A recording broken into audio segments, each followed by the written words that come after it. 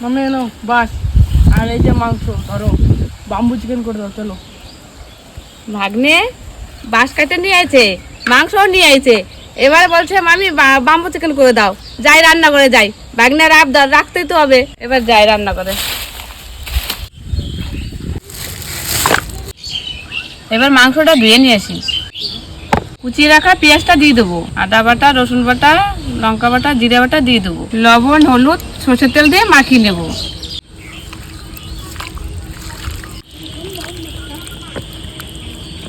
বাসগুলো জল দিয়ে ধুয়ে পরিষ্কার করে নেবো।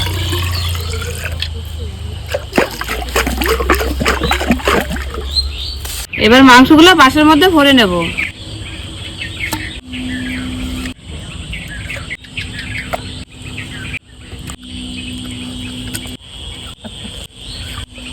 সবগুলো আমার ভরা হয়ে গেছে, এবার আটা দিয়ে বন্ধ করে দেবো। এবার উনুনে দিয়ে দেবো। এসে বা হয়ে গেছে দেখছো না, এবার তোল তো, দেখ তো গরম লাগে, তোল তো তুই।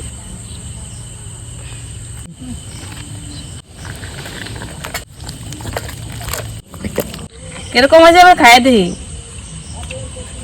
দারুণ হয়েছে।